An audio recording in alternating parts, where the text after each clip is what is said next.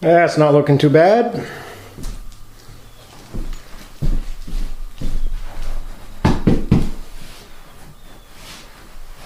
Now what we need to do is we'll make some arm covers, and then I'll clean this all up, and I'll vacuum it off, and we'll steam it a little bit, pull out some of the real fine wrinkles and smooth it up, and we'll be all set.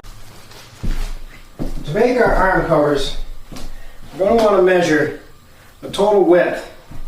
Now you see how this chair's arm kind of curls in here? Well, we're going to want to measure out here, kind of the imaginary line, if this kept going straight. So we're going to measure from there to the widest point here. This chair is 5.5, so I'm going to probably cut, well, yeah, I'm going to cut a piece that's 6.5 inches wide. Same here. I'm going to go about 6.5 by 7. We'll cut out 2 pieces, and what we'll do is we'll end up tracing around this to get our shape just how we want.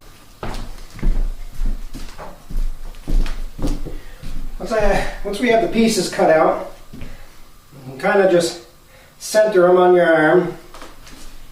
I use a piece of white chalk, and I just kind of go along the side of the arm.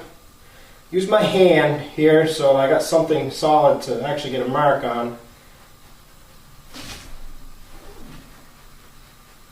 And I just trace the shape of this arm. Now we want it to hang straight down in the front. We're not going to follow this curve all the way around. We're just going to go like this. And once we have that, I can cut it out, and I'll trace it on the other piece for the opposite arm. Once you have your 2 pieces cut out,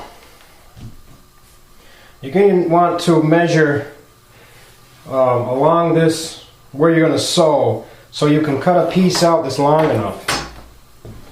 I just take a ruler and just kind of go along the edge here like this. In this case, it's about 17 3/4, so I'll cut a piece out that's 18 inches long. It'll be 18 inches long by however deep our arm is. It's like we're about 9, and I'm going to want to put a hem on there and fold it over, and I'm going to have a seam allowance, so I'll go about 11. What I like to do, once I get them kind of roughed out here, I'm going to trim some of this off. I kind of like to try and get them even and straight. I'll push my straight edge down and just kind of make a mark where I want to cut these.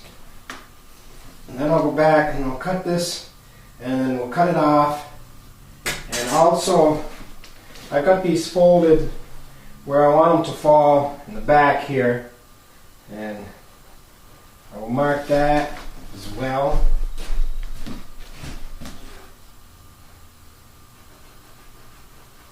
And I will make my cuts, sew them up. There we have the finished arm covers. They'll lay down a little better after we put a little steam to them. Right now they're kind of stressed. Now if you're going to be steaming your chair, you have to be very careful, because steam will react differently to different fabrics.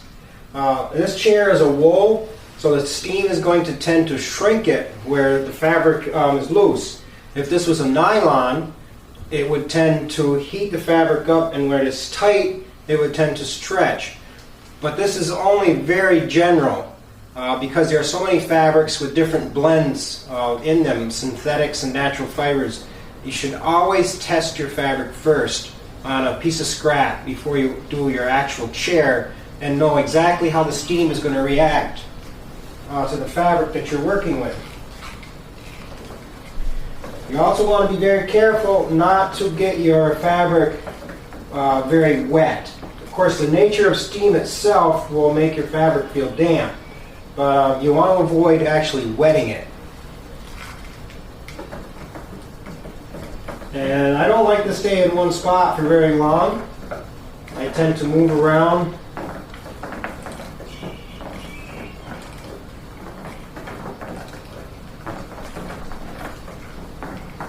As you can see here.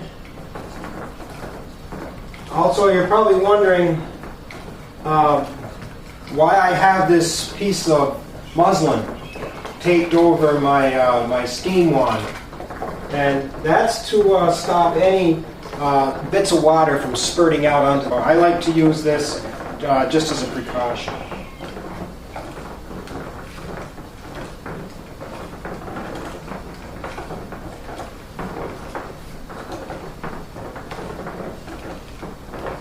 Places where you want to pay special attention to are any areas where you may have blind stitched, like here.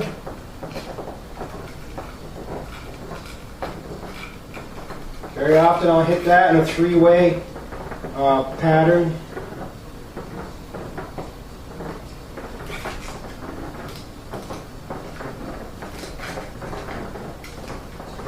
And also areas where you have folded, like on this arm.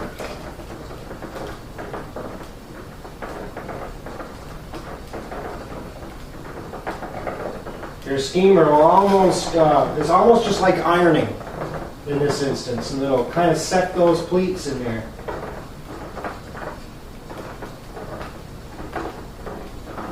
Any places where you have to stretch the fabric, like in this curve right here, we have to stretch it quite a bit. That's another good place to spend a little time.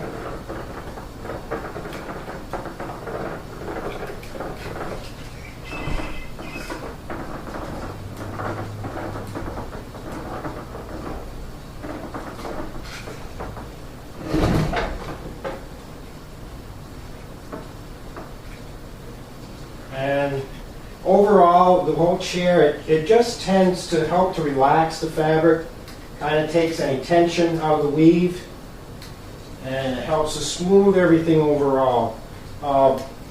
Most of the time, steaming is not going to give you dramatic results. It's going to give you very subtle results, and it's also going to depend on the fabric you're working with. Some fabrics will do amazing things when you steam them, and others it really doesn't seem to affect it much at all. Also, remember we blind stitched all along the outside edge pieces. That's another good area to pay some attention to.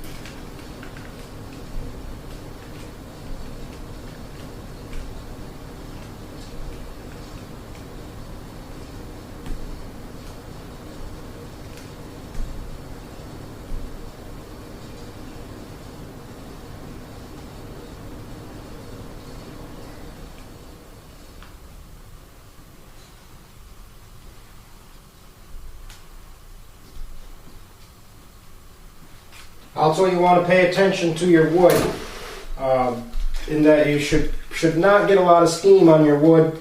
Moisture can get underneath the finish, and it could cause the finish to turn white. So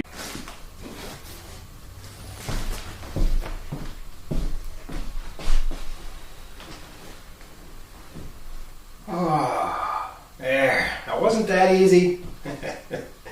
If you have a project at home that you need some help with as far as tools and supplies are concerned, or if you have a special project you'd like us to complete for you, or something you would like us to build, please don't hesitate to call MJ Amson Furniture.